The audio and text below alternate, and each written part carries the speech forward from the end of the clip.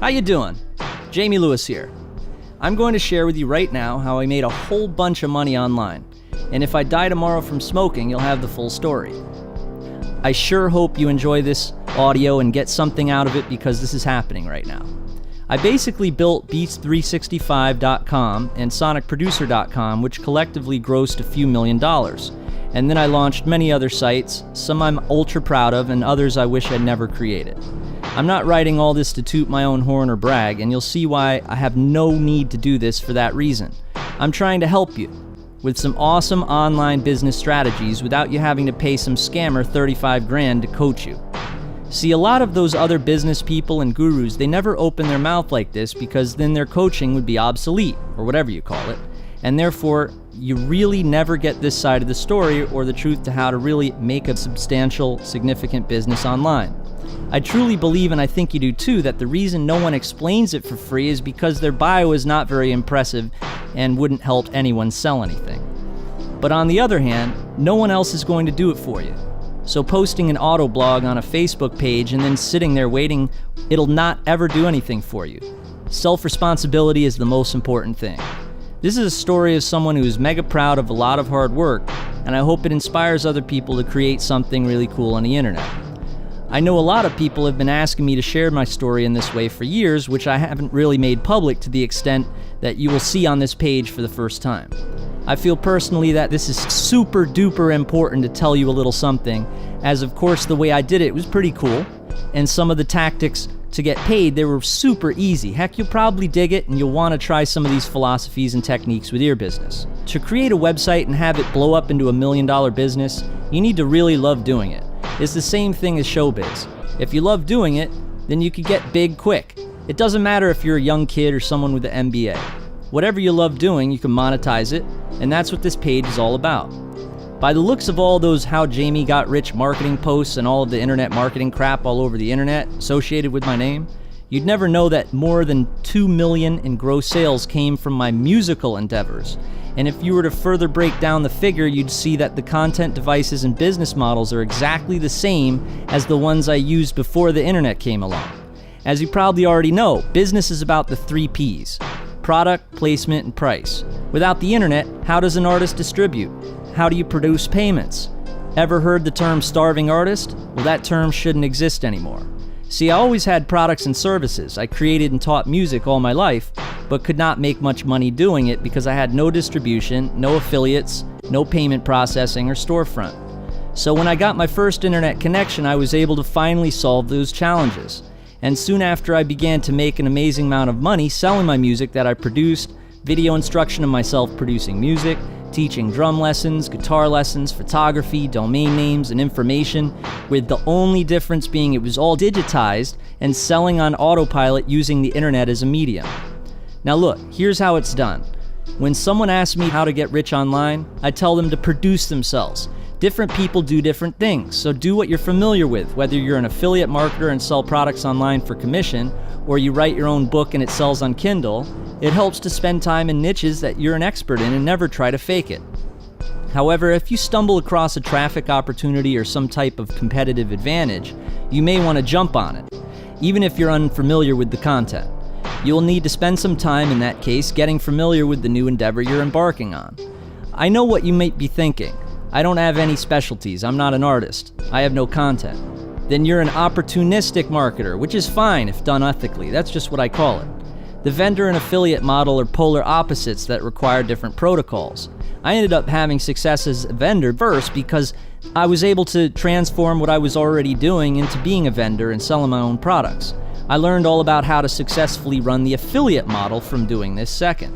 So if you're looking to learn more about marketing, I think this post might be a real eye-opener to those who keep buying the products and get chronic information overload. It's really quite simple. Make a splash. And then there's, of course, the, you know what, Jamie, you're a this and that, and all of the bad words. Look, I love the hate. It gives me more fuel to do much more. And to my fans, heck, I appreciate the love. So first off, let's get the how to make money online question out of the way. Look, I use the internet to advertise my websites and affiliate promotions. Make sense? So let me break down how it got started. Before I begin the marathon timeline of timelines, let me quickly disclose something really important. I'll try my best to include all the little details. I'll try my darned hardest to throw you some gems. And throughout the years, there was all sorts of absurdly easy stuff I used to do to make money before I got all fat and lazy.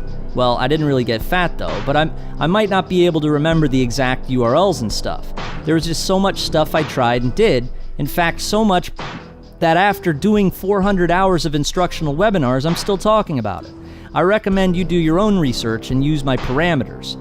However, with that being said, I think you'll see I'm trying pretty hard to explain all the little details and settings regarding the AdWords accounts and all of that, alright? So look, and one last thing. I'm rounding out numbers a lot in this article from memory. For instance, if something I did made me $367.35, I might mention $350 or $400 from memory or average. For instance, my $10 million in gross sales, although based on actual figures, represents total gross earnings my entire time online since 2004, and it's rounded out and estimated since the year is not ended yet. Let's talk about the timeline.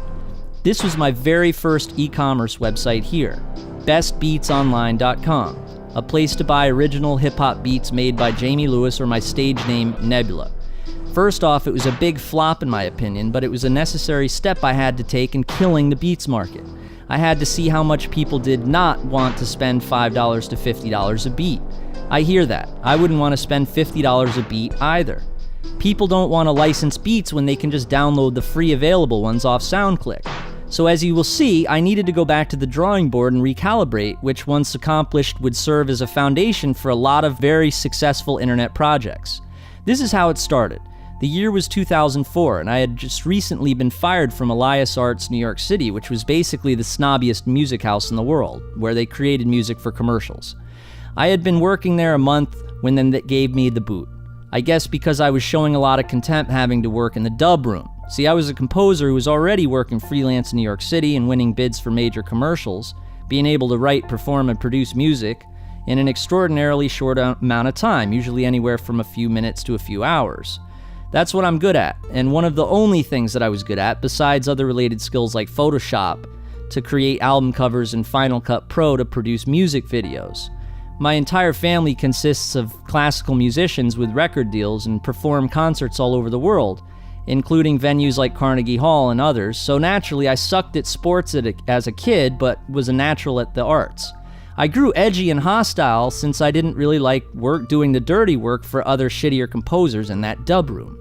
And I had this subliminal resentment, so although these people at Elias were incredibly arrogant, elitist, and abusive, I take responsibility that I had failed their hazing period, for lack of a better word. Before I was hired at Elias, I worked at Sam Ash, New York City in Times Square in 2003. Now that job was a job, but I met a ton of producers like RZA, Irv Gotti, and DJ Clue that I had admired a lot. One day the phone rang in the store and I'd picked it up as usual. On the other end was a dude who was asking me if we had a certain keyboard in stock. I told him, sure, come on down. See, we always had the thing in stock and I felt I didn't need to look at inventory. I asked his name on the phone and he said, I'm Jim. And I told him to ask for Jamie when he got there. Well, everything went to shit when Jimmy Fallon walked in and I quickly found out this was Jim and I didn't have it in stock. We got in an argument, and to this day when I see Jimmy on the TV, I remember that retarded day. I had created a reel consisting of my claymation short film where clay figures stormed the record label offices and killed executives. I mailed a few dozen copies to all the music houses, and I heard back from a few of them as they were really impressed. One of the music houses asked me to come in for an interview. It was a smaller music house named Ant Music, run by this guy Anthony. I traveled into the city from my apartment in Queens on the N train, and I picked up a fruit salad on the way. I did the interview eating fruit salad. They told me that they loved the reel and they wanted me to produce some freelance style for them. So Anthony called me a month later and asked me to produce a Wendy's commercial. You basically were paid $300 for the demo, and then your piece of music is put in a pool to be chosen by advertising agencies. So the producer, Chuck, told me to combine a rocky feel with a techno-pop sound because the video was a big girl on a treadmill that falls off. I never did see the video, but I never won the job either, so I only made $300. But they really liked what I did, so Anthony told me I'd be working for them a lot more. Their producer, Chuck, was a great guy and was going to be in touch with me that week. The gigs kept coming, and realistically I was making $300 a week from this in addition to my $200 a week from Sam Ash, until I did a Pantene commercial and I actually won. They wrote me a fat check for $2,000 and I had never seen that much money in my entire life. I was hooked. I was soaking wet from pouring rain during my final interview at Elias, where I knocked it out of the park, so then about a month later I got the call one day while working at Sam Ash. All my friends at Sam Ash were hating when I got the call from Elias that day. It was right before Christmas time, since I guess they wanted to start the year off with a new dub room guy, and they offered me $35,000 a year. When Elias hired me, I think it made Anthony a little jealous or something, but I told him we would stay in touch. I began working at Elias and the atmosphere was very strange and manipulative. I'd be given contradicting tasks all the time as a prank, and it pissed me off that the other composers sucked really bad. Heck, Ant Music loved me, so why was I in a dub room? But I fell for the elitism and I respected their brand for some reason, even though their music sounded like bad porno music. So towards the end of my month at Elias, a big job for a MasterCard priceless spot came in, and I left early the night before the ad agency was going to be listening to our finished work without finishing the dub, right? I left early. The next morning I came in and they needed the dub. I told them it wasn't done yet. They had a flippin' cow and brought me into one of the studios, the creative director holding a piece of paper in his hand. This piece of paper simply stated they were terminating me, and they basically wanted me to sign on the dotted line. This was the world I had been living in. I was so hardworking, and I was obsessed, disciplined, and companies like Ant Music, who actually gave me a chance to be myself, knew this. Immediately after being fired, I literally walked across the street to Ant Music and busted in on them, telling them how upset I was. They laughed when I told them I messed up the MasterCard spot and told me that Elias was pissed because one of Ant Music's composers landed the spot.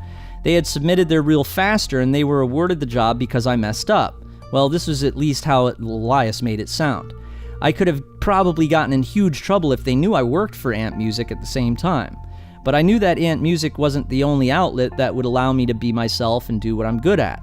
The way these companies worked wasn't the best man for the job. It was like wait in line, risk getting fired if you don't get along with someone at the company. And even after years of working for them, you're writing music and never getting credit for it. I was devastated when they fired me because I'd been waiting in line for over a year for the job, and if I couldn't work my dream job, what was I to do? So look, I built the BBO website after asking my friend Donald Heller for help learning HTML and everything. I had driven up to Connecticut where he lives, studied with him for 2 hours, and took notes. I got home and I tried building a website and created my first page that night. I was ready to take over the world. Something that amazed me was that every page on the site is basically like the one page you designed, right? But just duplicated, i.e. your template. And then your links they all linked all together. And you know what? See, I told you I was street, easy to learn from, right? I told my father that I wanted to incorporate and have him as my vice president of my new company. I incorporated online and then we decided to hire a lawyer to look everything over. So my father went online looking for an attorney in the New York area, and the first result that came up was Chris Hoyt, New York City. Chris's office was on the top of the Empire State Building, so we drove into Manhattan together in my father's car and we met with him. We knew we were going to be selling tons of music online, as I had around 500 pieces of music produced in the past 3 years. Chris did a company name change for us, and we ate in the restaurant below to celebrate, as my dad called it. And little did I know Chris would become a good friend of mine and the attorney that I always go to first before my other 3 attorneys. You want to know something really funny? All of my attorneys' first names start with the letter C for some reason. Chris, Claude, Clark, and Carl, I swear. So there we were, trying to start an entertainment business again. My dad is a very left-leaning socialist, but he's pretty much a genius. He is a professor at a university just like my mother too, and I wouldn't call him an entrepreneur, rather a leader of groups. Around a year later, me and my father got into a big fight over something, and we decided for me to continue with the company myself only. So anyhow, after learning how to create a website, I created the template, the graphics, and hired someone off Scriptlance to do the little preview buttons that allowed people to sample my music. I then went searching for a payment processor, and that's when I found MediaPal. They put themselves out as a solution to process payments and track downloads, which I had been wondering how to do for a long time. To tell you the truth, once the site was up, I can't remember if I advertised at all. I thought the traffic will just find your site, and to be honest, I hadn't read Google Cash yet, which was basically my lesson in advertising, which would later spark a huge fire and what I refer to as the Great Beat Monopoly of 2005. First off, I sold one $300 beat exclusively, a couple $50 non-exclusives, and I thought that was cool, but obviously not a lot to live on. Around the same time, since I was unemployed, I did a search for work-at-home opportunities, and of course I joined a bunch of bullshit programs like the paid surveys online. I wasted a few days signing up at 200 survey opportunities, which the survey program's instructions had told me to do, and I began to vigilantly check my inbox. Tons of spammy-looking survey opportunities flooded my inbox, and I would begin filling them out. Every time I did something, I was illegible or something, so I gave up at surveys. The next program I bought was Google Cash, written by a dude named Chris Carpenter, and this one was interesting. It talked all about using AdWords to promote ClickBank and commission junction offers. I'll tell you, I didn't even know what an ebook was before reading the Google Cash ebook. Aside from learning all about affiliate marketing and Google AdWords advertising from this ebook, I learned to make your own ebook was simple. You write a book with Microsoft Word and print it as a PDF file. But really, all I needed to know and all I had to read was how you could get paid commissions for selling other people's stuff, and I was hooked. ClickBank. The processor that I'd found a few days earlier that seemed so simple for what I wanted to do would end up making me millions. I then also signed up for E-Trade to trade stocks, a Forex.com account to trade currency, and an eBay account as well. I was basically taking stuff into my own hands. I didn't know what was going to work, and in hindsight, none of it worked. I was the one who worked. And now when I look back, I made a ton of money actually using eBay and some money with E-Trade too, but that fell apart quick, if you know what I mean, especially after 2008. But seriously, I stopped buying products and ebooks in 2005 after wasting a week on the surveys, only to get spammed out the butt. Even though in the beginning I did suffer from the ebook will make you the money syndrome, but I stopped thinking that other people could do things for me. At least I knew this, but I didn't want to believe it. I was pretty stubborn with that and continued to learn the lesson over and over and over again, that I am the only one that can really make things happen.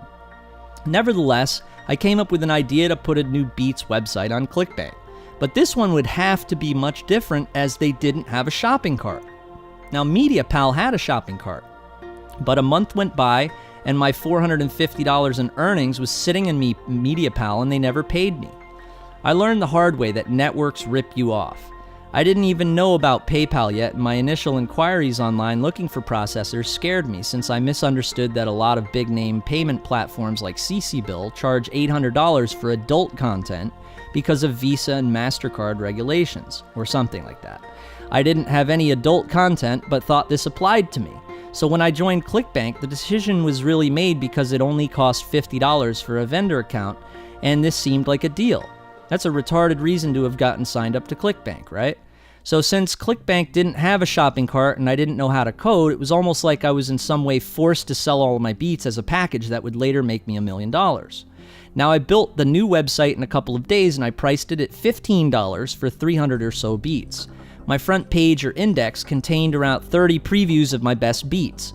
If you liked what you heard, there was information at the bottom of the page regarding how much I was selling the package for and the process of purchasing, basically the call to action. The Buy It Now button would sell product number 2 in my ClickBank account, which gave paying customers the members area, where they could download all of the instrumentals. The instrumentals were in MP3 format, and the user could download all 300 beats in about 10 minutes with a high-speed connection. It was around October 2004, and now I had read about Google AdWords for advertising. I'd tried it promoting ClickBank offers. I'd gotten my first sale, broken even on advertising fees, nothing glamorous, but that was not the only endeavor on my mind. I wanted to crack the vendor code, so Beats 365 was born. Now, with the few hits of Google AdWords, I started to get sales very easily. Of course, everyone wanted a whole bunch of beats for $15. I now had an autopilot business online. Remember, prior to creating the package, even with traffic, I think I only sold 2 or 3 single beats. So if someone bought my package, I'd get around $12.50 after ClickBank fees. So with my PPC campaign selling 3 packages for every 100 visitors at 5 cents a click, it cost $5 to make $12 times 3. I could get 200 clicks a day, so I was very excited. This was a one-page site that was making me $60 a day out of nowhere. The niche was very uncompetitive. Sure, there were networks like SoundClick where there were people selling beats, but most of the actual sites that sold beats did not use AdWords and did not know about affiliate programs or my new model, so the result was that no one was bidding on my terms. My terms were rap beats, rap instrumentals, hip-hop beats, and hip-hop instrumentals. It felt like it was too good to be true. There were competitors that had all their ducks in a row and were run by famous producers, but I guess they hadn't read ebooks on marketing, or sometimes, as they were entirely confident only in their production abilities, which doesn't really get you far in a competitive environment. One day I looked into the account and I saw a few transactions for product 2, but the amount I made was $5.71, and I was pissed. I looked a little closer and I saw that these sales were made by ClickBank affiliates, and that they'd found my site on the marketplace and chose to promote my product. Every day now there were 4 or 5 $5.71 sales, and I felt like I was being ripped off. My account was set to 50% commissions, and so I dropped the commission to 20%. The $5.71 sales ceased after a couple of days. After a week or so, my weekly earnings had a dip since I killed my affiliates. I wasn't making as much. I looked a little closer at the marketplace and other offers, and in doing so, I came across my site in the marketplace. It said I had 5 Gravity. Gravity represented the number of affiliates I had. Other sites on the marketplace had 350 Gravity, and I had 5. So I figured affiliates might be a good thing. I thought to myself, maybe I'll gain more affiliates. I also noticed that all the other sites on the marketplace had 50% or more, with most of the sites all the way up to 75% commission. So I put my affiliate commission at 70%, since I had nothing to lose. I was the only Beats 365 affiliate at this point. So I started getting sales from affiliates again. I learned that it's better to be generous, and the word spreads fast and the rewards outweigh the results if you have an insular philosophy. So I kept making beats that were really good until I had around 1,000 of them. I then had so many different genres, I revamped the entire site that you could preview some of the best beats I had by genre. Later on, I raised the price to $34.95 and rode with that for a few years until dropping the price to $29.95. As I will explain in the next few paragraphs, I started promoting a database offer for autos that had a teaser search for makes and models, and I adopted this idea and I implemented it with my Beats site. As soon as I did that, my $60 a day turned into $100 to $300 a day with Beats 365. Yes, that is the way that ClickBank bars looked back then. Now, I don't know if you do Beats, but this proved to be an insane model. A couple other people started doing the same and created similar type offers on ClickBank for their music. The funny thing was that they all pretended like they didn't outright jack my templates, formatting, and even the language I used. I didn't mind as long as they were good to work with on the marketplace and didn't talk shit about my stuff. Although yes, of course, I've seen a lot of dirty-ass wannabes go anonymous and try that stuff. Man, the things I could tell you. Alright, here's one. One cat on SoundClick thought it would be pretty funny to do a whole diss theme with one of my tracks. He took one of my beats and rapped over it, dissing Beats 365, and put it on his SoundClick. He had like 100,000 plays or something total on his SoundClick, which was pretty decent. So here he is, takes one of my tracks and then raps lyrics over it like, "Don't go to Beats 365, buy my stuff, Beats 365 is BS." Which would have been fair game, except, you know what, he was using my copyrighted beats and making things worse, being a bad competitor. So I emailed SoundClick and I told them, yo, you got this dude doing this and that. They kicked him off right away. So immediately, after they banned his account, I registered to SoundClick, and when you do, SoundClick asks you what username you want. So I chose this guy's username. Now this kid had been promoting the heck out of his SoundClick address. I can't remember the exact URL, but let's say it was Big Beats. So now I owned the Big Beats SoundClick account, and he didn't. So I posted a picture of a big hairy you-know-what and gay pride theme along with some really, really bad beats on the poor kid's SoundClick page. All these kids and friends of his were LOLing and leaving comments like, WTF?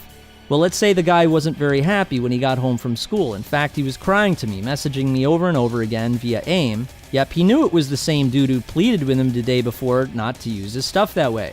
Although he was a certified walking you-know-what, I felt very bad, so I gave it back to the kid. I've always been like that. I stick it in, but I pull out when you squirm. I don't like to see people in pain. The kid told me he wouldn't ever mess with me again. I was also using SoundClick to market test my beats. It was a great tool.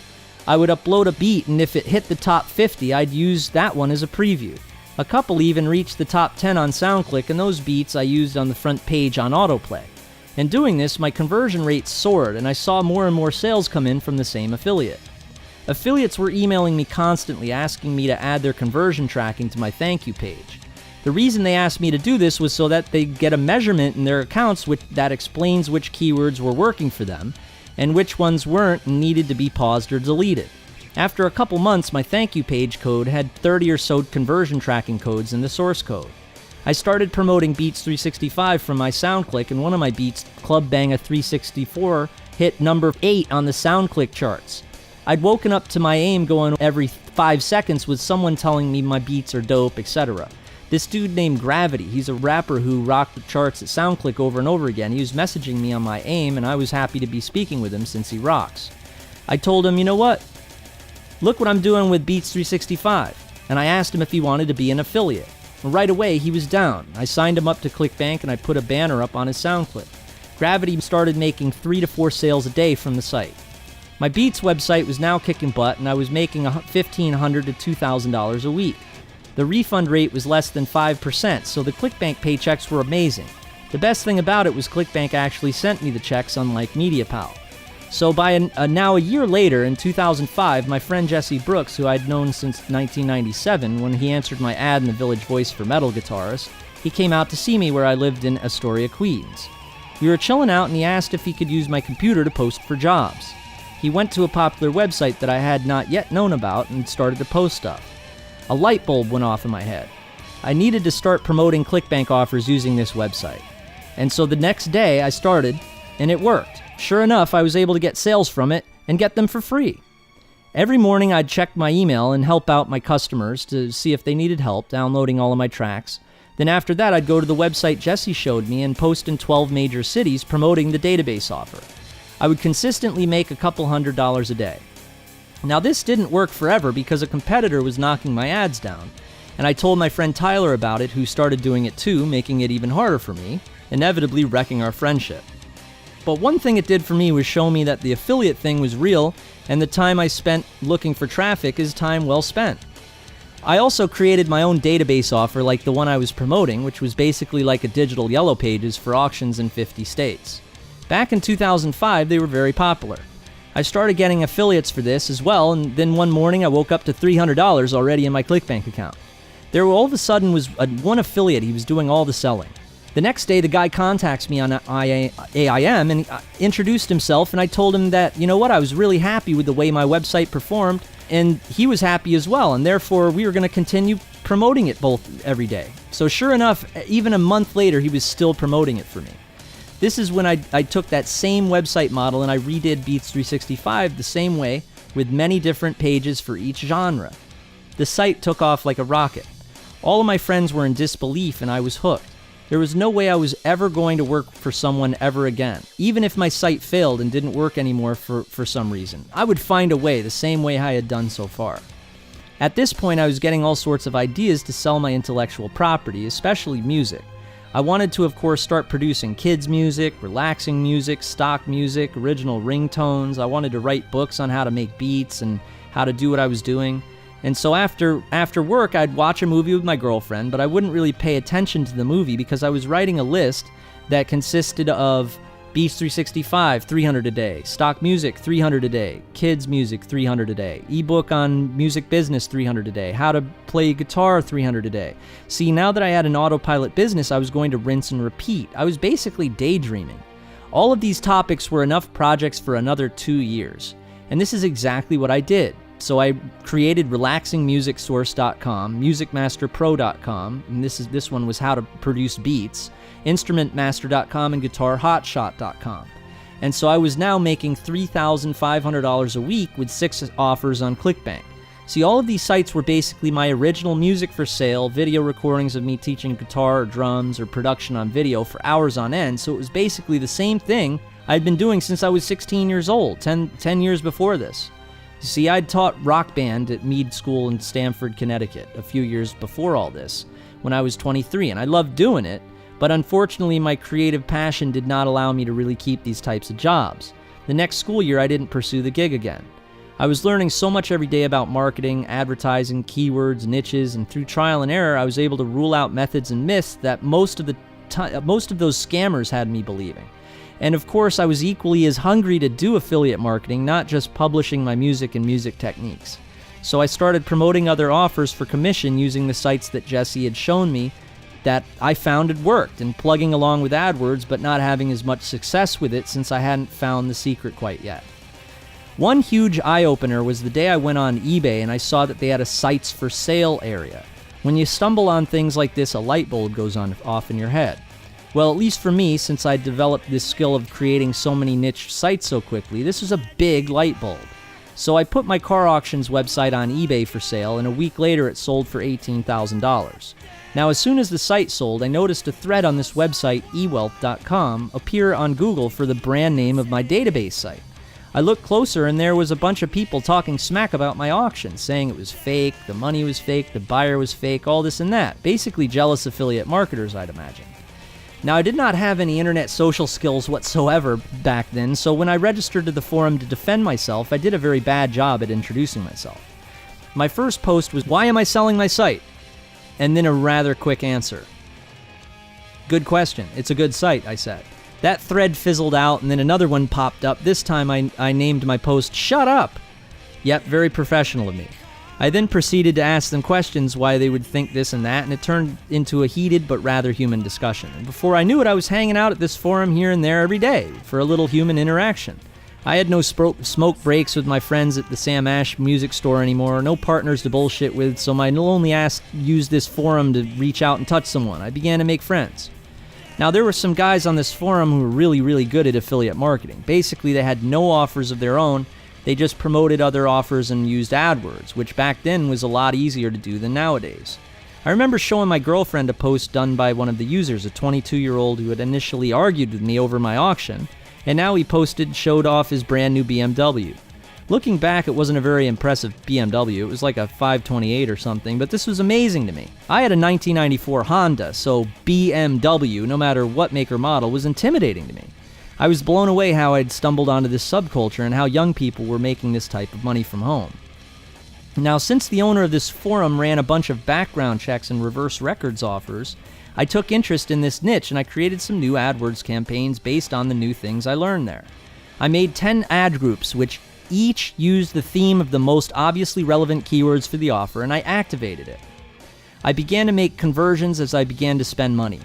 That first night it did great, and looking back I'd consider that a payday. One of the things I learned was that the first couple of days of running a campaign will be your best. Prior to this epiphany of mine, I'd leave the campaign on and it would go, it'd go into the red. And I'd keep running the campaign until I was ready to throw my computer out the window, inevitably losing a lot of money, right? The thing I didn't understand was that when you launch your AdWords campaign, it's the same as any other launch. It will die. The get-rich-quick ebooks would have you believing that the campaigns are supposed to run forever. No, if you're lucky, 2 or 3 days, unless you change the ad copy or the offer. I didn't do any of this. So because I'd fallen victim to this misinformation or lack of information from all the free stuff I seen put out by the big name gurus, I didn't get into it a lot, and I really should have, since the first night was always profitable. I should have continued to build new campaigns promoting new offers. Duh. I remember during my first building of the first AdWords campaign, my girlfriend was watching the whole season of Lost behind me. I was facing the street in the living room, and the TV was on the wall. We'd just gotten a plasma TV for the first time, and I was the one who bought it for once. I had that beach from the show in my mind during the making of the campaign, and when I remembered right now to tell you this, I see that beach in my head again. Weird? Maybe I felt like I was stranded on a beach for real. I did, however, really want to watch that show, but I was getting annoyed that the monster was becoming ever more or less scary. So again, $300, $300, $300, daydreams took over. Within 2 months, my AdWords account had 40 campaigns, and I finally learned how to successfully promote affiliate offers without going into the red and losing my money, but learning slowly the fact that I have to turn it off after the first night. Either that or be a nerd like Perry Marshall and keep track of every little bit of performance, which I tried doing and it frustrated the hell out of me. I signed up to become an affiliate of Musician's Friend and created an AdWords campaign to promote musical instruments. So the campaign had 18 or so ad groups, which with around 10 keywords promoting everything from Ibanez guitars to Roland V drums. The only crappy thing about using this offer to make money with in the affiliate program was that the results did not update in real time. So around 12 midnight the first day, after waiting 12 hours, I logged into the account after driving around $70 worth of traffic. The stats came in for the entire day, and it showed I sold 2 drum sets, guitars, keyboards, mics, yielding around $350 in commissions. Basically, the campaign was a total success, and I made almost $300 profit. I attribute this success from the fact that I knew a heck of a lot about the niche I went into, rather than look at the marketing from an opportunity standpoint. Therefore, when I wrote my ads and chose keywords, I knew a lot about my potential customers and what they were looking for. See, I was doing the same exact thing when I was working at Sam Ash in the city. You remember that? I was selling the same musical instruments I sold there in the store, but now online from home. The irony was I was paid a much better percentage of the sales, 8%, than I was actually physically working in the store, which I believe was 5%. If I sold a $3,000 keyboard, I made almost $300. So this campaign was golden. Again, the first night was the most profitable, but I was at least learning to turn it off after the first night, which was great. I turned it on a couple more times for around a year or so, and at the same time continued to create campaigns as those little numbers added up. My mom had renovated a ruin in Italy, so me and my girlfriend flew out there to see how she was doing and enjoy the Italian countryside. I remember being in touch with my friend and affiliate Gravity, remember him? While in Italy, but the whole time I was there for 2 weeks, I made money normally. I posted my ads, I managed my PPC, I checked in on my friend Gravity and my other affiliates from time to time, and even used a couple internet cafes to see how things were going when I was away from home. It was amazing. So listen, check it out. I got into other niches. Something I hadn't explained yet is that back in 2001, my ex-girlfriend ran off with a good friend of mine. It destroyed my world, and I had to put myself back together again. I also learned a ton about relationships, and since I had a baby with this girl, I had to work it out with her afterwards. She did move out to Utah with my son, which devastated me once again since I couldn't see him, but I'd fly out to see him once a quarter. I'd been writing a ton on the whole thing, with a folder on my hard drive full of diaries, journals, stuff like that. I noticed that there was a category on ClickBank as well as bookstores all over the internet that sold a ton of ebooks in this niche. It was basically the Get Your Ex Back niche. So you guessed it, I wrote an ebook about my breakup and I released it on ClickBank. I wrote it relatively fast since I had played it over and over again in my head so many times. Another advantage to sticking to your niche.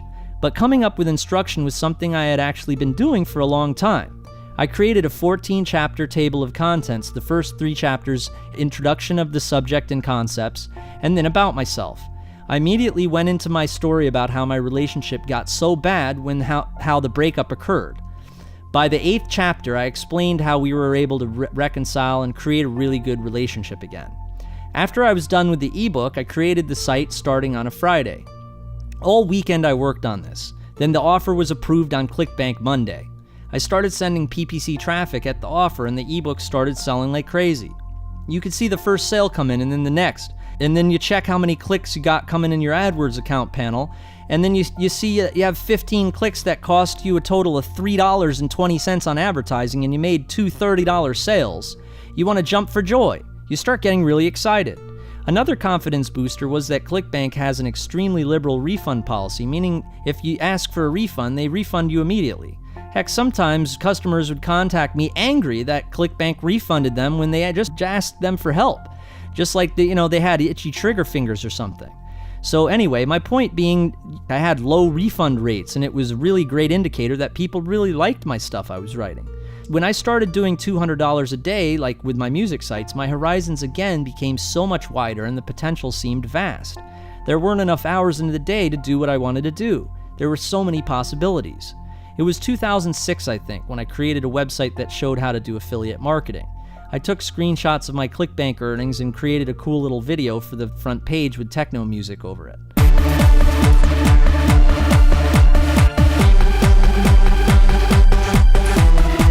I created an AdWords campaign for this one, and right away I hit a really big roadblock as the keywords I wanted to use were $2 a click territory, since the niche was so competitive. But this didn't stop the affiliates from beginning to promote the site, as I had created an affiliate portal, Big Billions, which showcased all my other sites for affiliates to promote them. My affiliate marketing site wasn't making as much as you'd think, around $200 to $300 a day, but again, great refund rates as I knew what I was talking about, having done real affiliate marketing for 2 years. After running this site for a while, I put the site on eBay for sale as well. The site sold for $38,000. After the site sold, a couple days went by and I hadn't heard from the buyer yet. Late one night, the phone rang, and on the other end was a soft-spoken Australian accent, and he had a few questions for me.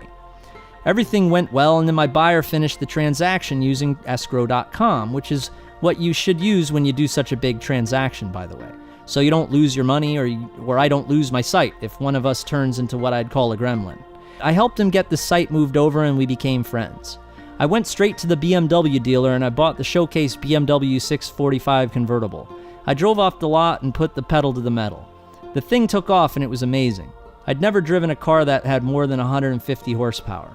I immediately posted pics on eWealth trying to piss the kid off who was messed with me about my auction, although I have to say he was coming around and we were getting along better. There was something for the past few years I'd been missing out on.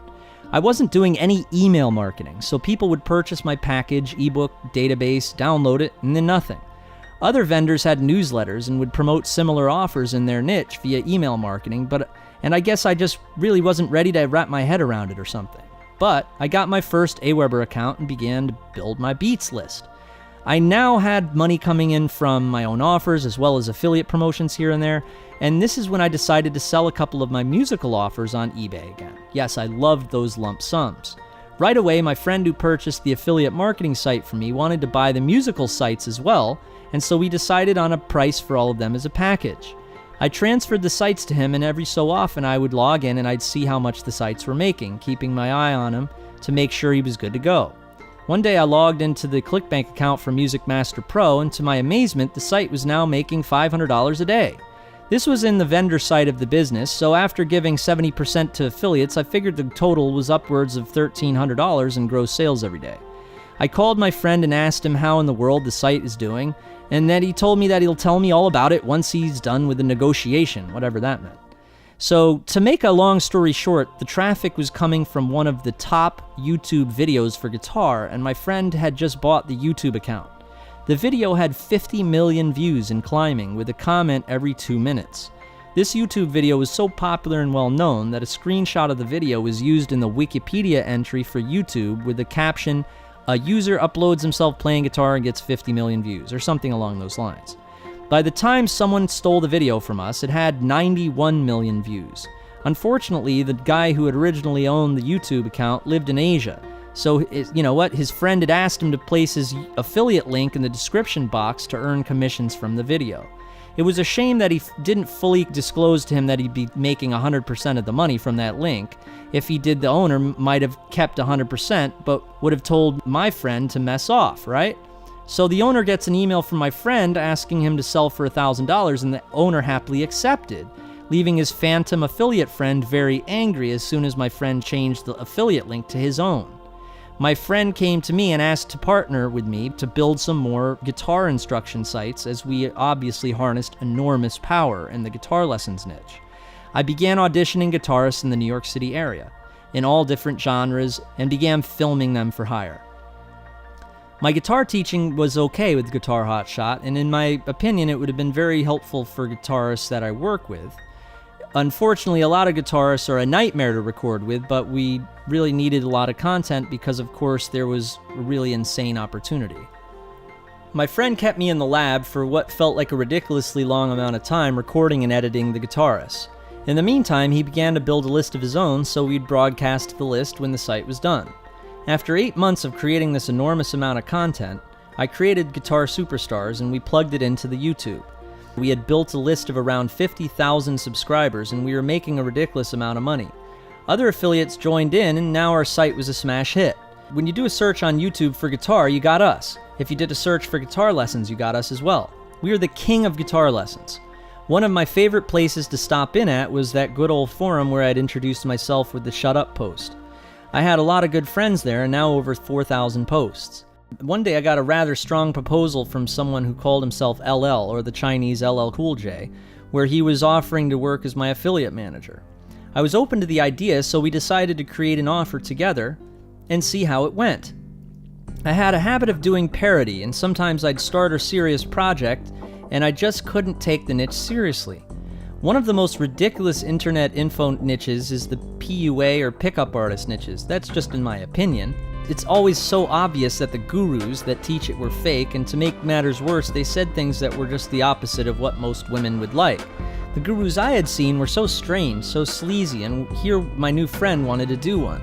So I told him I had an idea and I went to work as usual. Bang Flick was born, how to make dirty movies with girls. Complete with ebook, this ridiculous concept topped one of the funniest things I'd think I'd ever done. Now, of course, no merchant would ever approve the site, and I didn't want to get into adult since Chris scared the crap out of me regarding that industry. So we wrote it off as being a complete joke and a parody. LL even connected it for sale using PayPal and Pay.com as a processor, but I disconnected it right away since I was afraid if someone did buy it, PayPal would reject the sales and get pissed off at us. Nonetheless, the site was ridiculously funny, including the text, and to this day we laugh about the video I did with my girlfriends as we watch it on my YouTube channel.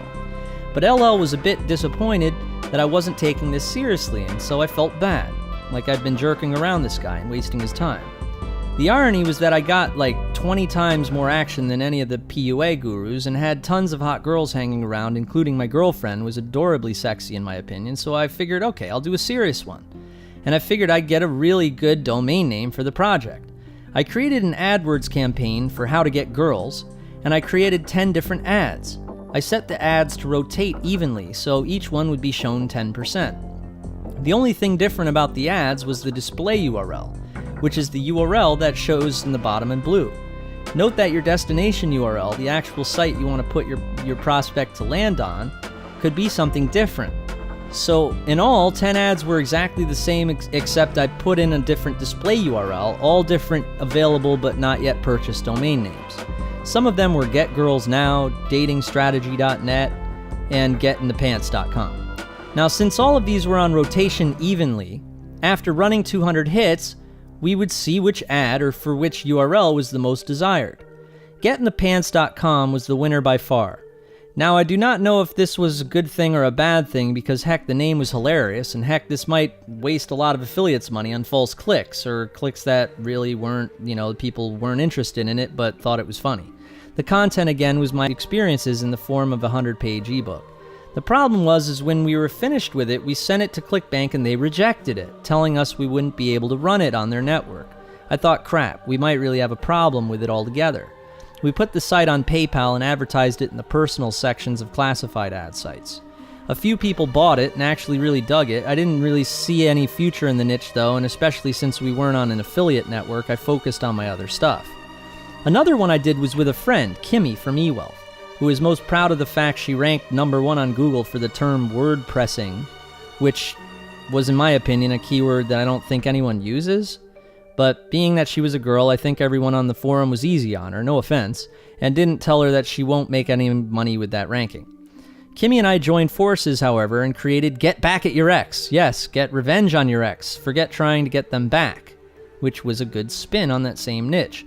I wrote the copy for the page and then filmed a video of my girlfriend killing me, chopping me up in the shower, and then dragging my body parts out to sea in a garbage bag. And yes, this was all to promote our ebook. Again, little did I know this video would become a comedy cult classic that was just too surreal to be any serious endeavor. In fact, my lawyer took one look at the site and told me to take it down immediately. But before I had a chance to tell him it was a parody, Miles Baker, my friend from eWealth, told me I wouldn't touch that site with a 10-foot pole. We added some AdSense ads and a good disclaimer explaining it was purely satire, which it was. I guess the only loss was the time it took Kimmy to write the ebook. Poor Kimmy. The site, however, did make us some good AdSense money for a while.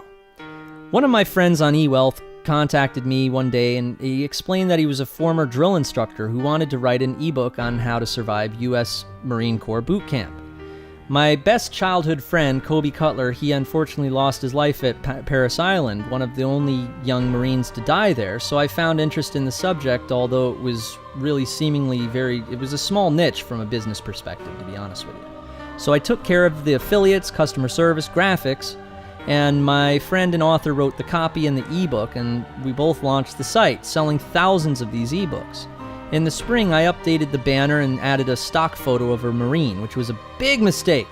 One day I got an email from an extremely demented and angry Marine, "Hey, you're missing the EGA on the dude's cover."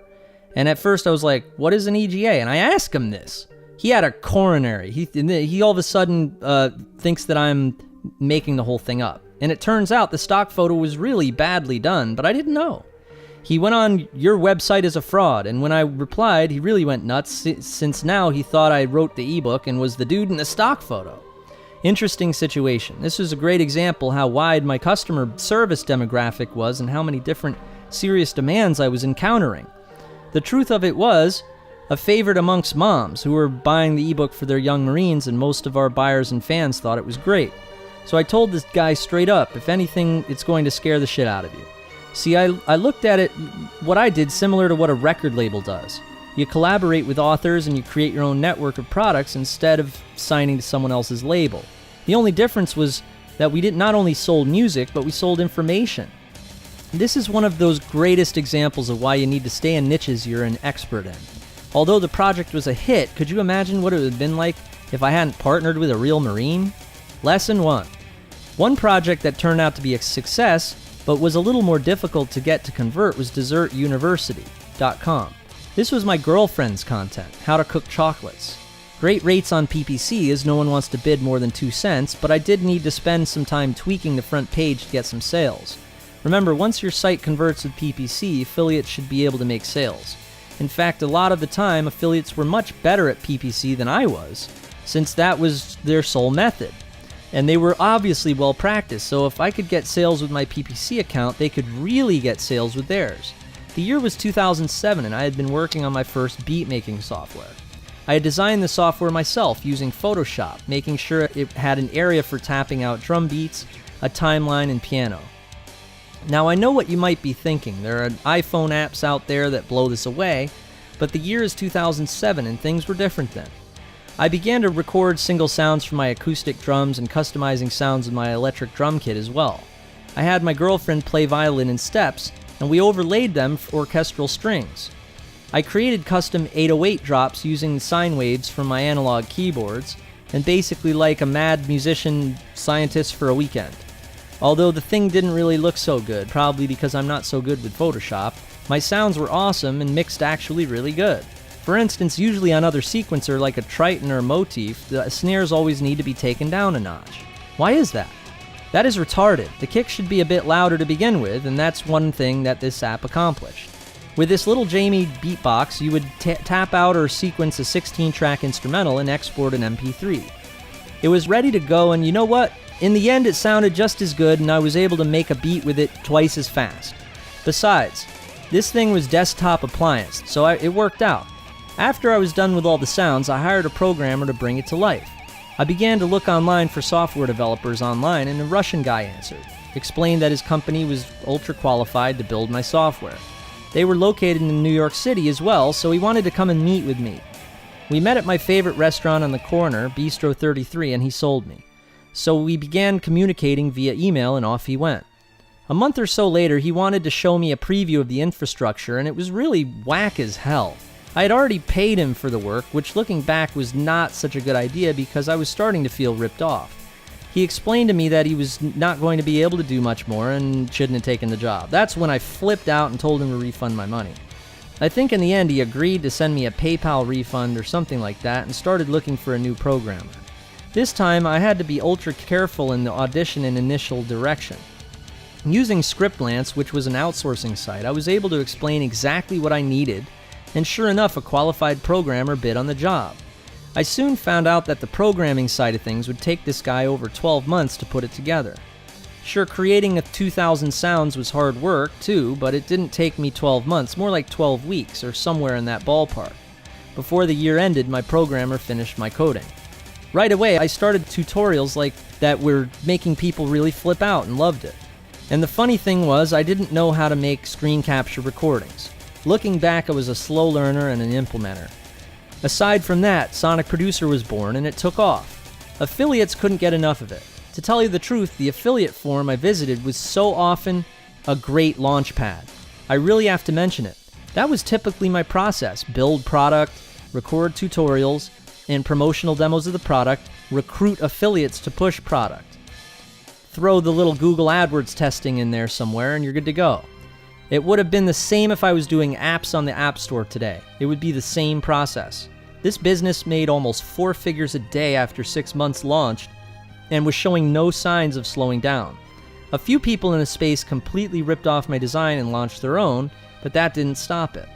LL showed a big interest in smaller niches, and since his Chinese grandfather was a healer, or whatever the new age people call it, I helped LL launch the one and only, the ridiculous losemanboobs.com. I swear to God.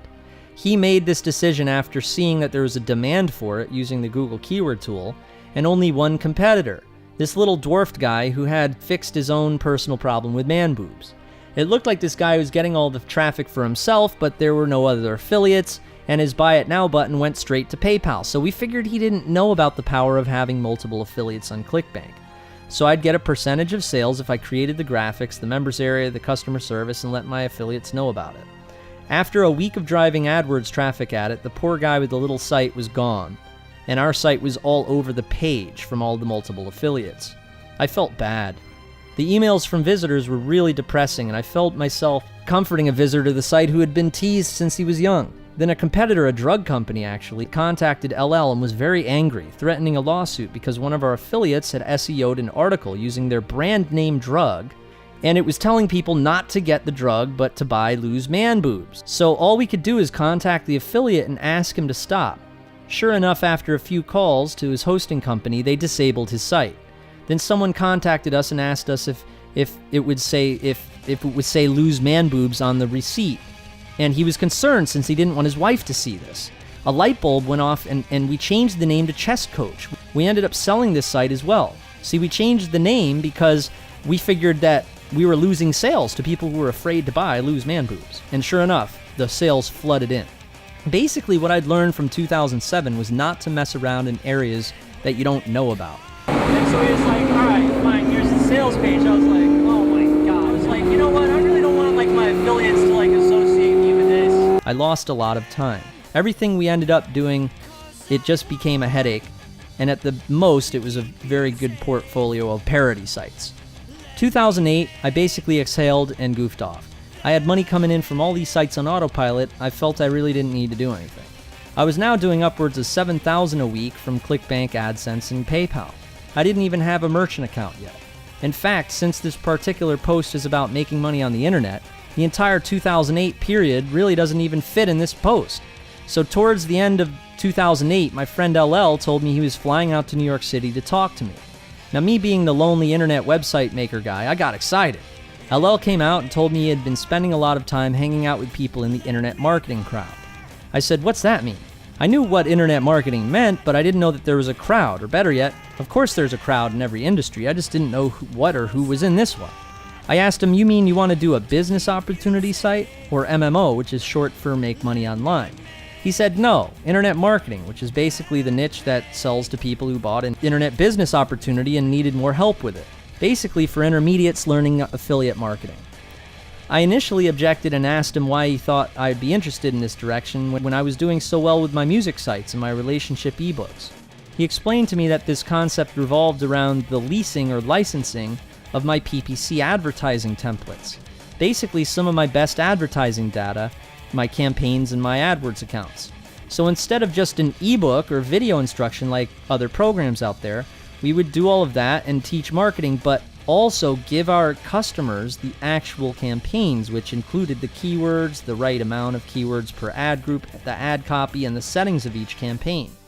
This concept was cool, I thought, because for the first 2 years when I was trying to really kick ass at PPC and learning about what a campaign was supposed to look like little by little on that marketing forum, I would have killed to have access to my campaigns back then.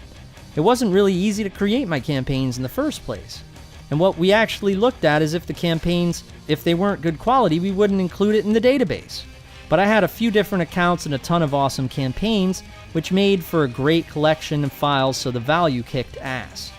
Notice there was no conversion tracking for the Musician's Friend campaign. That's the challenge with what I call corporatism.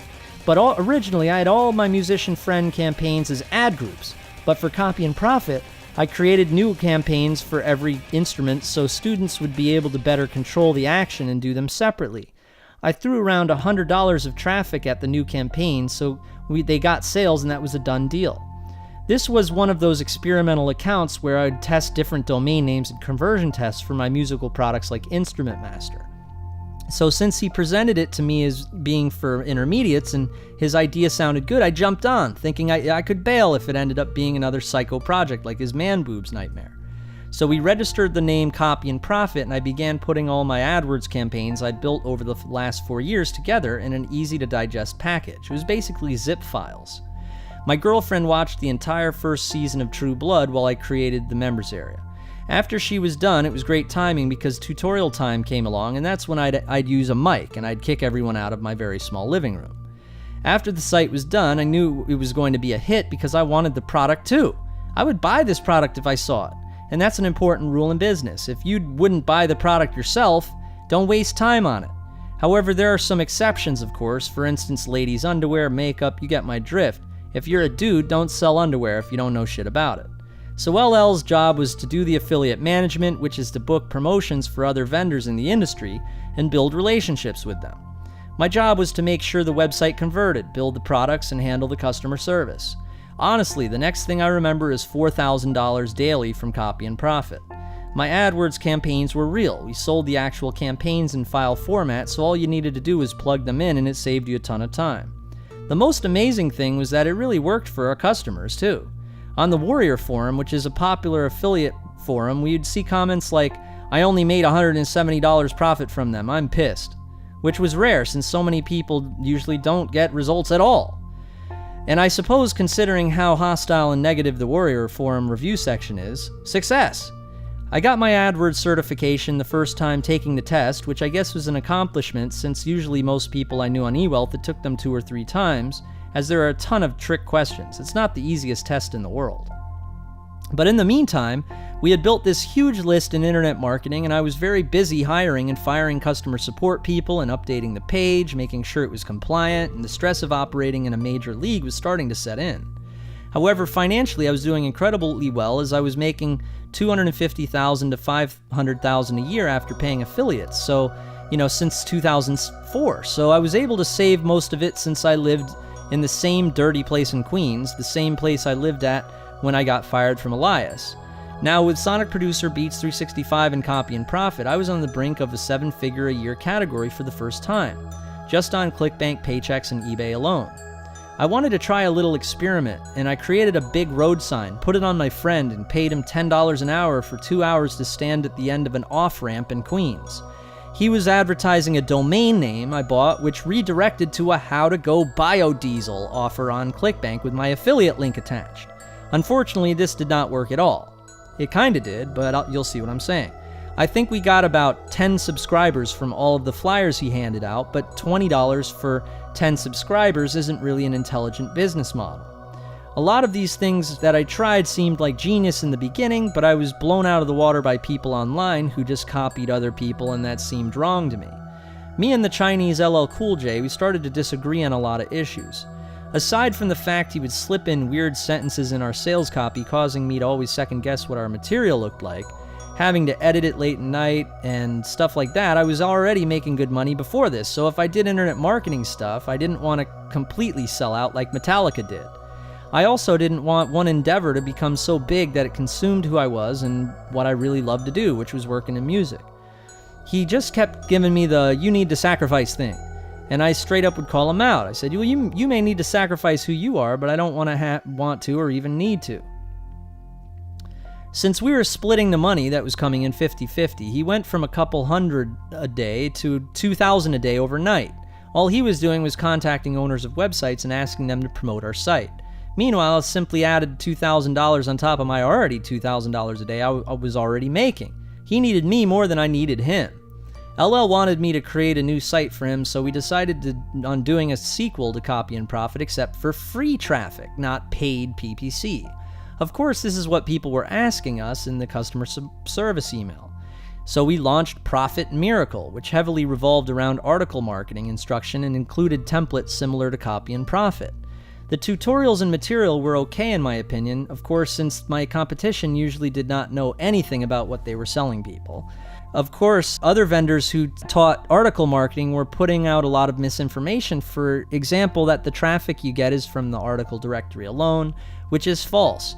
The traffic comes from the search engines because you targeted a keyword that has minimal competition, and the result is that nothing stood in the way or your article reaching number 1 on Google. LL would basically write all of the hype and sales language on our sales page, and I would talk about my reality, which was pretty much everything we spoke about in this post so far, with the introduction of who I was and how the product works. The site did okay, but nowhere as good as Copy and Profit. However, LL grew resentful because he spent all Christmas writing the copy, as he put it, while I felt resentful he didn't value the time it took me to create the product and do the customer service and run the site and all of that. And I was also in charge of the graphics, the format, and a lot of the copy, and it was in my name entirely, so any of his scammy-looking copy I felt was running my name into the ground. On another note, if I thought the negativity and skepticism in response to my deals and sales pages online was bad before, this was a whole new arena. People didn't know those campaigns were real and figured if I was really making all that money before, why would I be selling them out now? Threads and forums were a whole lot different now. There was so much hate and a predetermined notion that I was robbing someone's mama. There was articles that came out that spawned hate fests where people assumed my screenshots were not real and my product sucked. For example, and a good one at that, was one that I had talked about before, is a thread on a forum that started with someone stating I had sent out an email promoting this marketing guru's website from New York City that owned a gym, and now he makes tons of money. Of course, being homeless prior to living the super affiliate lifestyle, only there was one supposed problem. That friend of mine is a famous actor, and I was caught in a lie. This idiot who wrote the article was talking about a site I had promoted that was owned by this marketer named Melford, a bodybuilder in Florida. Now, everybody knows he runs a fitness training business and IM website with his wife. That's his real name, and he's a real person. Note that this position of integrity in itself is in the minority on the internet, especially in this industry. Melford used to live in Connecticut, and so do I. So whenever I see Melford at an affiliate seminar, we joke about how we're Connecticut brothers. So basically, a big picture of Melford and his wife is like the first thing you see on the page. You can't miss it. Well, if you scroll a little further down the page, there's another picture, one where his wife is hanging out with this certain actor.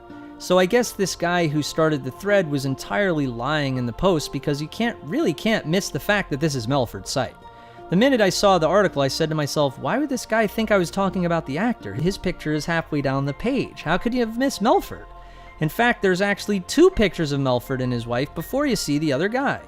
This dude was on my list. I don't know why he would be, and I doubt he was a customer of mine since 90% of the hostile emails come from people outside my place of business, not from customers.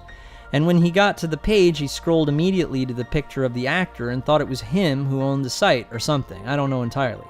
Things like this tend to piss a person off. Me being from New York City and usually making contact with potentially thousands of people daily over the course of 10 years, I didn't like the fact that people could do this bullshit to you while hiding behind their computers in Pakistan. That's how things were. Having hundreds of thousands of people hating you and going off on a tangent, getting things twisted isn't fun. But most of the time when something really went wrong, it was my evil twin manager, and it just felt like I deserve it for working with him. See, before 2004, I would think doing it yourself really doesn't work, and those success stories of bands and celebrities who did it themselves had help doing it. I understand why a normal person would be disgusted by them and all of the ridiculous success stories, in quotes, if you thought this was fake or the vendor was predatory. In 2003, I myself was one of those the worst non-believers in the world because it hadn't happened to me. So if you were wealthy, I hated you. But the simple truth is that people don't put any time into it, hence it's unbelievable. Most of the people who wrote nasty articles were just doing it to make money. They would do a review site, bash one product on purpose to build trust so that they could get a good conversion rates from their other visitors. So when I'd stumble onto these types of threads, I was amazed at how ridiculous and assumptive they were. It was night and day from my customer support experience. In fact, my customers for internet marketing sites were very happy with the product and very professional, as they were pretty much in business themselves before. It was internet marketing. Believe it or not, in the marketing niche, my customers, they were very, very friendly and much potentially less hostile than a customer for one of my rap hip-hop beat sites. I do take the responsibility for creating so many hardcore gangster rap beats. So it would make sense as the people who leave nasty comments on the front page of my site were all the people who didn't want to sign up for my newsletter or buy my digital product. Greed consumed this niche from every angle. I saw it from affiliates, other vendors, and customers. For instance, one client I showed this article to, he had this to say. After reading a few pages, Jamie, I stopped. I don't know music and I don't see how any of this story would help me. Now, this was really too bad. I pretty much explain everything having to do with marketing strategies that might have taken me years to learn in this audio right here, but would take minutes for someone reading this to implement and make 10 times more money than I did. Not to mention the one roadblock that keeps everyone from making good money with PPC and, of course, all that other stuff. So people have a hard time understanding that when you hear me say marketing, I'm referring to research and then advertising a product. People generally are very linear thinkers and do not understand how you could be good at more than one thing. You need to be. There's not just one way to do it. Why would you only want to do one thing? Richard Branson didn't just do Virgin Records. And even with Virgin Records, there's a ton of different skills that you have to know to build a record company. Another myth is that simply not true, is that the only niche that makes money online is IM, or make money online. This is ridiculous for 3 reasons. Number 1 is, as you saw what happened to me in the beginning, it's very competitive. It costs $2 a click. Number 2, you only get ahead from affiliates in this niche and only when you have had actual results that are real and impressive. Number 3, you only sustain a brand in IM or MMO when your students get results. So real results from a student won't come from a niche that costs $2 a click. You see what I'm saying? But I have to say I never saw anything that bad, nor did I get any real serious hate mail or anything until later in life, when a major website launched a communist campaign against all internet marketers, and they embedded one of my YouTube videos on the page. Hundreds of comments like, "I hope you get shot in the face," appeared on the YouTube video comments, and I had never seen anything like that before. Meanwhile, I was getting tired of being taken advantage of from other vendors and affiliates who stole all my ideas and took my sales pages, some of which entirely stole them and processed payments themselves. By now, I had partnered with dozens of people, all of which who had sites on CB Marketplace, probably collectively making millions. Although I do not have exact stats, and no, I'm not claiming that money. That would be in addition to my income claims. But what was very interesting was that all of my super affiliates who were ultra professional and driving my products up the marketplace to number 1 were making me a lot of money, but I'd never met any of them. The first time I really ever met anyone who was promoting us was Affiliate Summit East in the summer of 2009. LL had told me that I should remain the Wizard of Oz or Frankenstein and not make contact with any of them, which of course I resented him for even thinking this. So when I got there to New York City and I met everyone at a bar, my iPhone was going crazy with him calling, wanting for him to get involved. I guess he didn't want to become obsolete. I finally met ClickBank executives face to face, affiliates that had promoted me for years. It was great meeting everyone who supported Copy and Profit throughout 2009 as well. And for the first time, I met the owner of eWealth, that forum that I had began to post in the beginning. Sonic Producer and Beats 365 affiliates were buying me drinks. It's like I was born into the world, and all this time, these 5 years, everyone was watching that whole time, and they were really excited to finally meet me. No homo, but here I am, back in New York City where I had spent years trying to get hired by production companies and working at Elias, and then I decided to stay home and sell my music myself. Now I'm at a conference at the Hilton with people lining up to take pictures with me and stuff. One of the most amazing things that happened on this trip was that I met other very successful marketers in all different niches who introduced themselves to me and then immediately thanked me for showing them how to do it. All of the parties for the networks there, it was just so much attention, it was insane. But I guess not as insane as the story gets yet. I had hired an assistant for the first time in 4 years, a young lady named Tiffany that helped me with my products, customer service, and website development full time. And then Greg came along. Greg was a friend of mine from the forum, and I auditioned him along with 20 other coders. Greg got the job done in under 5 minutes and was hired immediately. Greg was from Oklahoma and right away showed a determination I'd never seen before. So I had around 40 websites, and some of them I had built myself, some I'd done with a partner, author, and or specialist, and I would occasionally build sites for clients. Some had become very, very successful. I branded my site creation services, which I had been doing for a few years, now part-time, so we could go mainstream and get more clients. We launched this service in 2009 called DigiBiz Pro. The launch was an extraordinary 7-figure 1-week launch, and the product was great and continues to have satisfied clients on a large scale. The software that my assistant built was incredible. You could basically build an entire site in 2 minutes and would plug into ClickBank automatically. This was, of course, a dream and ambition I'd had for a very long time, as you can see from my story. But on the other hand, B&LL decided to sell Copy and Profit Miracle since we weren't getting along. It was the typical artist-manager relationship, and you can guess how that went.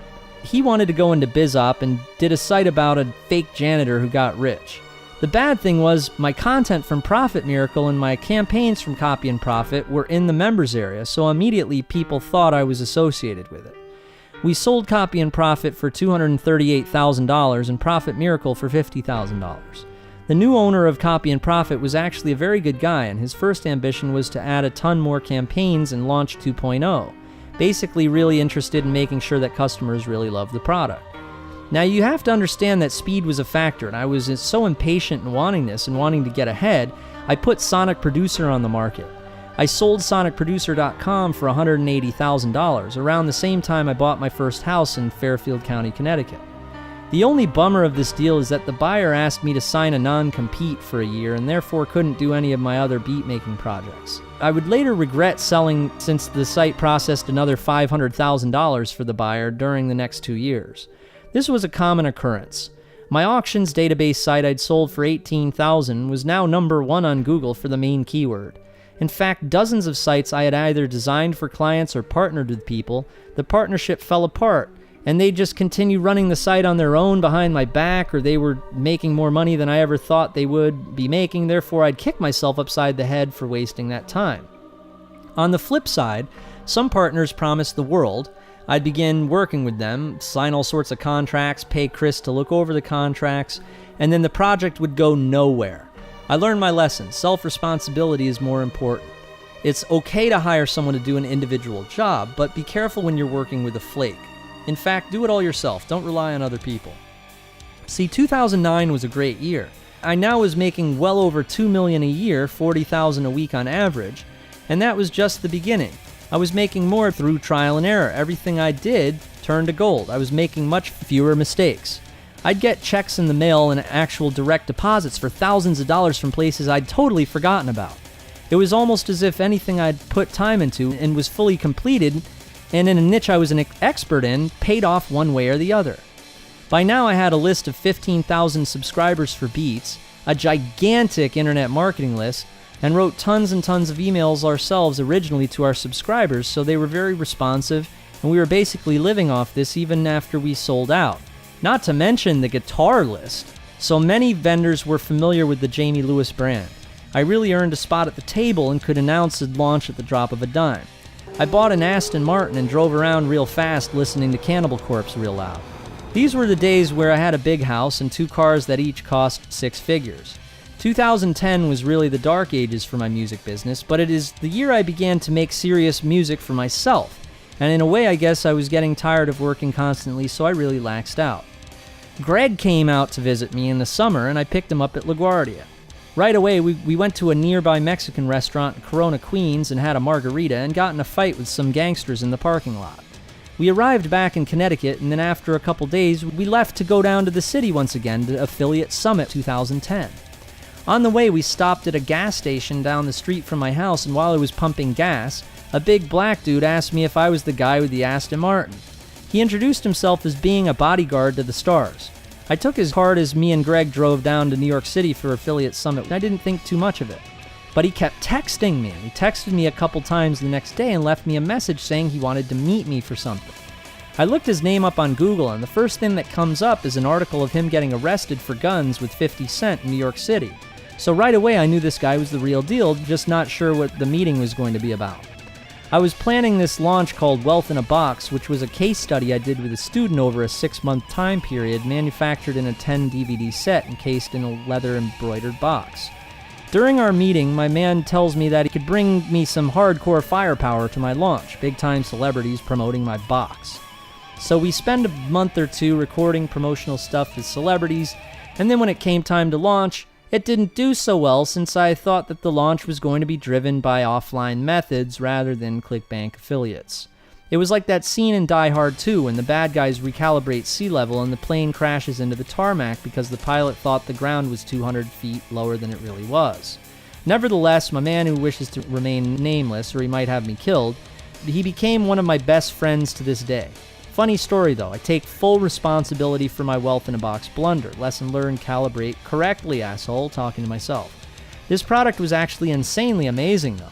To give you an idea of what was in that box, one of my one-on-one students recorded his computer screen as I taught him how to do Google AdWords, build a niche site, and sell it on eBay. And these 14 recordings occurred all throughout 2010. So 5 out of 10 of the DVDs were a 6-month case study in detail, and it was intense. 4 of the other DVDs were on my own techniques, and the last DVD was a data DVD which contained all of my campaigns, resources, and other data. It was very profitable in the end since it was not too hard to sell a great product and industry trendsetter, but not the $5 million launch I'd anticipated. Just too funny. So anyway, I ended up marrying my lazy movie-watching girlfriend in the summer of 2010 because she was just so goddamn hot, and she got pregnant right afterwards. Her pregnancy was tough, but she got through it and gave birth to my second son. That summer I produced 3 hip-hop albums, mostly poking fun at modern hip-hop in parody form, but a bit serious at times. I primarily would create the instrumental music first and then write and perform lyrics with 2 other individuals, E-Dog and Rich Zelenek. These 2 guys I'd known since 1994, so I knew that they didn't love me for my money like a lot of other people. At the end of 2010, me and LL began to entirely go our separate ways. Since I was not the wizard behind the curtain any longer, I needed to get out and experience Vegas during Affiliate Summit West. This time I met all of my super affiliates I hadn't met so far. Me and my 3 friends from Connecticut stayed in a 2,000 square foot suite at the Palms Fantasy Towers. We flew in the night of the AVN Porn Awards, and there were porno actresses all over the place. I was so busy speaking to my affiliates that I didn't notice 2 of my friends wander off. We couldn't find them. I'm calling E-Dog over and over again, and he texts me and tells me he's at the AVN porn party in the suite that has a bowling alley in it. I forget the name. It turns out that him and my other friend got kicked out of the party because Andy Dick was going apeshit and they thought they were with him. They ended up going back to Andy Dick's suite and getting destroyed with him until 7 in the morning. When I got back, I was still working on my breakup with LL since we were still disagreeing on who gets what, and during the process I asked him to introduce me to the affiliates I hadn't met, and so he put me in touch with a middleman type dude named Travis, and me and him hit it off. January 2011, my non-compete that I'd signed with the buyer of Sonic Producer ran out, so it was time for my new beat machine. This time it had to hit hard with a bang. I had been out of the game for a year, and during that time, my competition, who entirely got the idea from me, blew up. I drew out a sketch of what I wanted this new sequencer to do and hired a professional designer this time to do the graphics. After a month of design, it was time to hire a development company to do the coding. At this time, the sequencer would create songs and had twice as many sounds. This was my new Beats project, Mega Music Maker. After preparing everything for the programmer, my coder told me to give him 6 months, and in the meantime, I would do internet marketing instruction for my new associate, Travis. So around the time that my wife gave birth to our son, and my 11-year-old moved in with me around the same time from Utah, the scam state, and I made arrangements to put him in football in August. And this is Income Entourage. My new associate, Travis, had built standalone software that worked on Adobe Air, actually created web pages on the fly, and we started beta testing it. After using it as a landing page solution and build list with it, we launched it and we beat Lady Gaga in Wimbledon on the Alexa charts at number 6 most talked about term. We hit number 1 on ClickBank with a 7-figure launch in a week.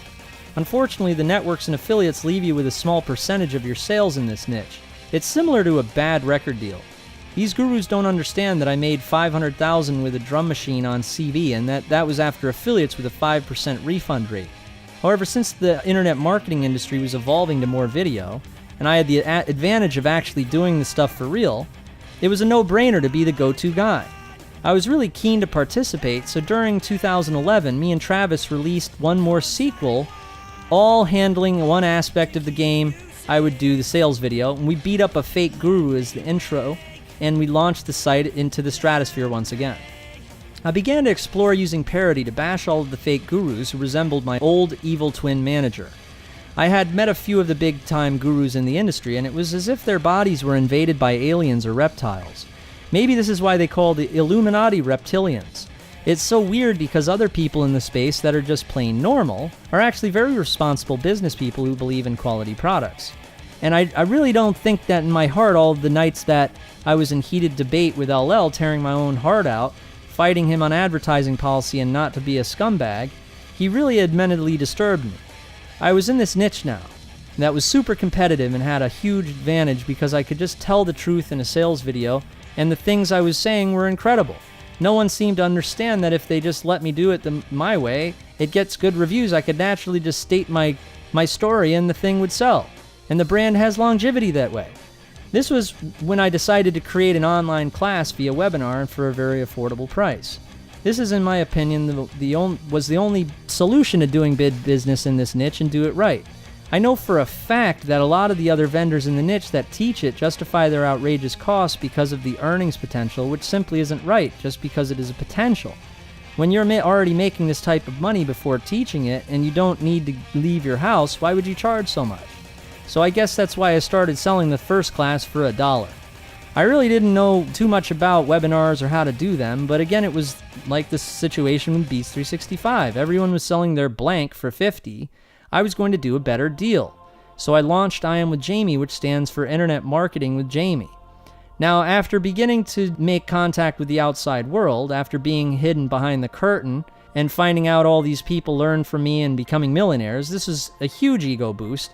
So even though I was not working with LL any longer, I wanted to continue to teach what I had become so freaking good at, but do it my way. I began with beta testers off Warrior Forum as I had done with Wealth in a Box, and this webinar stuff was going to be amazing. Of course, with my marketing list, I pressed a button and 200 people signed up to my class. I was wondering how it was going to do, knowing that I'd be teaching 200 people at the same time. That's a big-ass class.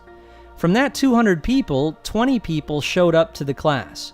We looked over the members area to make sure that everything was working correctly, and sure enough, there was a big red banner at the top, register for class here, but I was still on with only 20 people. I thought, where are the other 180 customers? It turned out that a lot of people just watched my videos and didn't want to come to class, I guess.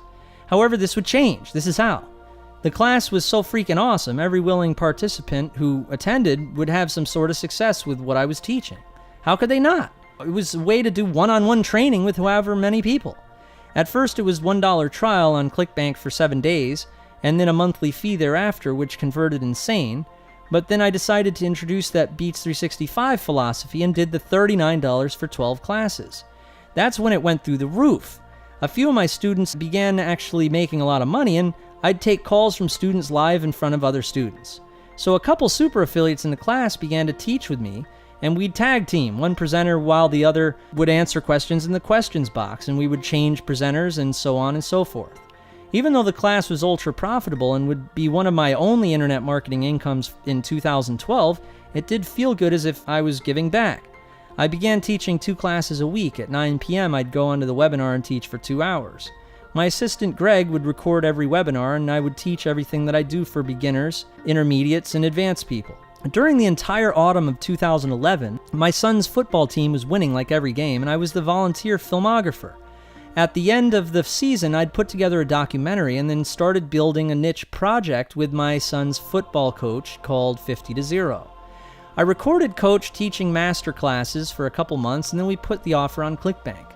A super affiliate began selling hundreds of them a day, and it caught on just like all the other projects that were real and had true real content. And of course, the best part, my students were able to watch the whole thing, getting built and launching. I have witnesses. Meanwhile, my I Am with Jamie class took off.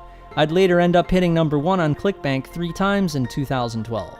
And then my Mega Music Maker software was finally finished. I decided that during 2012 I'd spend a lot of time doing video tutorials for Mega Music Maker promotion, recruit affiliates, and I'd teach my class. Of course, now that I had this awesome new software that I designed with help from Danny Glix and waited 12 months for the software to be completed, I had been waiting for this moment for a long time.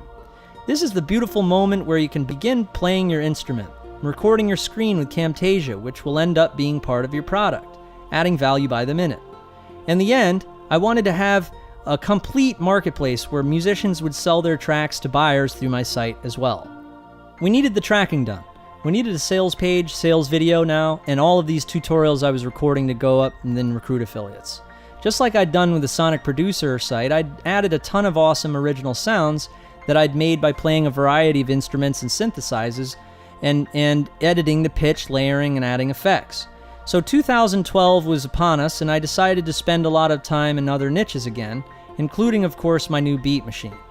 I reached out to my old friends in the beat niche, and they were very distant. I guess I'd been out of the game for a while, and so I had to start from scratch. I painted the walls green downstairs and began filming all the time.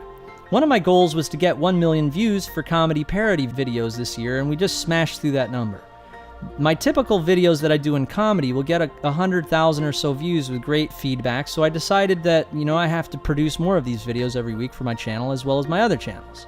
We typically either do a parody sales video guru style or take a popular hip-hop or top 40 song and redo the lyrics to it. Before I got into satire, the music I created with lyrics on it never sold because I'm a shitty singer, but now creates a very strong following since it's so funny. Classics are Demi Lovato's Give Your Heart a Break turned Give Your Ass a Rape, or Meek Mill's Tupac Black turned I Smoke Crack. Within 7 days, I Smoke Crack had 44,000 views and 100 likes. Not bad for something we created in 3 hours. One of my original challenges was kicking the videos off, because as you know, YouTube is so big and saturated now, it's much harder to get exposure even if your stuff is good. I refer to it as the viral factor, which is something I've seen over the years depending on how amazing your video is. It is possible for a video you upload to go viral just on its own without any promotion at all, but this is typically a video that scored 10 on my doodiddy. My videos aren't quite like the one me and E-Dog filmed where he rode Jules like a bicycle. That one went viral immediately, but with a little AdWords action for a day or so, my videos usually take off. They get tons of comments and likes, and the most supportive comments get liked the most. I Smoke Crack was a family hit and tempted me to go all out. It's like when you're unsure about what you're doing, and since no one really sees your stuff, you don't want to give it the extra mile. Well, when you throw 2,000 targeted views for parodies at your video entitled Give Your Ass a Rape, you start seeing dozens of supportive comments start to flood in. That changes your perspective. It's the same thing with the internet marketing niche. The stuff converts even when visitors are being all nasty to you. You take the Ferrari out of the video and it doesn't convert anymore. So it's almost like the haters and the people who are all jealous are the ones buying it. However, in my class, I think my students start off this way but really enjoy the class and keep coming. After doing 200 of these classes, I've made some very close friends, and we all consider it a close-knit community, like a family. In the summer of 2012, one of my I Am With Jamie members, Matthew Neer, started messaging me in the questions box, reporting extraordinary success. Matthew's now an instructor during my webinars. Teresa LePaine, a mother of 2, got her Kindle book to number 7 on Amazon. Butch Jensen, another one of my students, has a collective 10 million views on YouTube from videos he purchased. See, my class is powerful because after my students sign up and watch all the videos in the members area, students usually have very specific questions for me live in the class that challenge me as an instructor. So after I work it out with my student live on the call, it makes me an even better marketer myself and teacher. No, I'm not trying to sell you a membership. I'm just telling you to, this stuff in the article right here, this will work, so make it happen, all right? About a week before I wrote this, my students witnessed some crazy stuff happening to me. I had bought a domain name based on a popular keyword phrase, getting pregnant. See, I'd bought gettingpregnant.org about a year ago. A dude emails me out of the blue and asks me if I'd like to sell it to him. Note that I did not have this domain name on any marketplace or done much with it at all. There was just a blog there, and I never even posted on the blog. There was one article. He asked me my price. I say, I don't know. He says, well, how about $5,000? So it's long story short, I sold the domain name to him for $5,000. Done deal. See, the time it took me to find this domain name was worth it. And stuff like this happens all the time. Maybe not exactly like this instance, but in so many other ways. Your action becomes a snowball, rolling down the mountain, becomes bigger every step. If you're still scratching your head and wondering how you could do the same, buy a domain name based on an actual commercial keyword for $12. And it might take you some time to find one that's available, but when you do, list that sucker on Cedo for $500. Some people say I'm the Eminem of internet marketing, or Howard Stern show meets Mark Zuckerberg, which I see as a compliment, but honestly, look, that's a disappointment since that keyword is so long. Think about it. With what you now know about where I come from, can we put an end to all of this internet marketing and look at it for what it really is? I'd call it building a business. But honestly, if I had thought more of myself, I would have had one of those suit and tie type gay-ass guru sites for jamielewis.com and SEO the heck out of it with my image results and beat my best friend there in Switzerland. Instead, try the query Jamie Lewis with Google and you might get jamielewis.com, which I own, but it features myself and E-Dog dressed up as an AIDS virus doing a mock ClickBank sales video for STD annihilation. As you can see, years from now, I'd think that this portfolio of sites I'm left with, although full of value, would be seen as a giant parody of hypercapitalism.